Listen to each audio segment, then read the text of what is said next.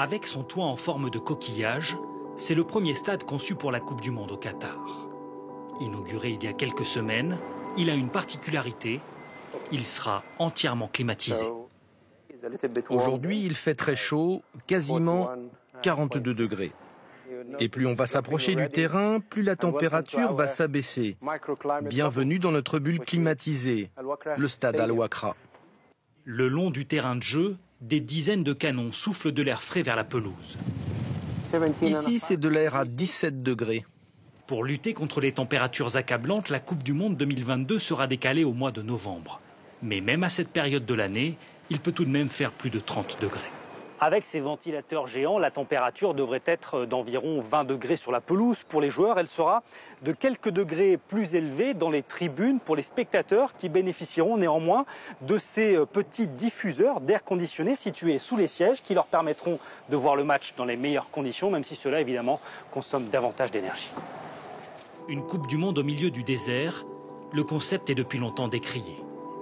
Alors le comité organisateur dit tout faire pour limiter l'impact écologique de l'événement et surtout, il soigne sa communication à ce sujet.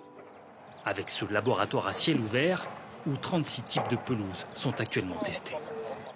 C'est la même chose qu'un peintre qui chercherait à créer différentes nuances de bleu, de rouge ou de jaune pour sa palette.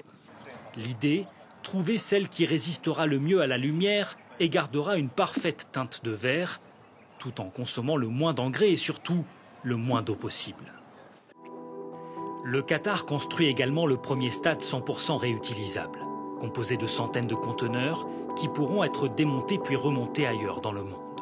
Mais le chantier monumental qu'est devenu l'Émirat a aussi sa face sombre, le sort des centaines de milliers d'ouvriers qui travaillent par des températures avoisinant parfois les 50 degrés. Le comité organisateur nous a ouvert les portes de ce logement qui accueille 700 ouvriers. Durant l'été, les chantiers s'arrêtent de 11h à 15h, au plus chaud de la journée. Venus d'Asie et d'Afrique, le plus souvent, les ouvriers travaillent 11 heures par jour, 6 jours sur 7, et rentrent chez eux une fois par an. Nourris sur place et logés, notre guide gagne 315 € par mois et réside dans ce dortoir où l'intimité reste sommaire. Je vais vous montrer où je dors. Dans mon pays, je n'étais pas nourri, logé, blanchi, alors qu'ici, je n'ai rien à payer. Ça fait vraiment une différence. De nombreux experts estiment que les conditions de vie ont été améliorées ces dernières années. Mais nous avons entendu parler d'un autre logement, moins reluisant, à quelques kilomètres de là. À notre arrivée, les environs ressemblent à une décharge à ciel ouvert, d'où semblent émerger plusieurs individus. Ces hommes travaillent-ils sur les chantiers ? Nous n'aurons pas le temps d'en savoir plus. Arrêtés par la police, puis relâchés au bout de 4 heures contre une promesse de ne pas revenir filmer ici. Le sort des forçats du mondial reste un sujet éminemment sensible, car selon cet expert, le flou le plus total demeure sur le chiffre de la mortalité sur les chantiers au Qatar. On sait que beaucoup d'ouvriers meurent, mais on ne sait pas combien. On ne sait pas de quoi, car les autorités qatariennes refusent de publier des chiffres et elles ne font pas d'autopsie.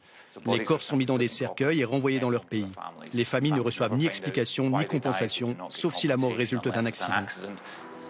Le comité d'organisation affirme que 11 personnes travaillant sur les chantiers des stades sont mortes l'an dernier. Selon plusieurs ONG, le bilan s'élève vraisemblablement à plusieurs milliers de morts depuis l'attribution de la Coupe du Monde au Qatar, il y a 9 ans.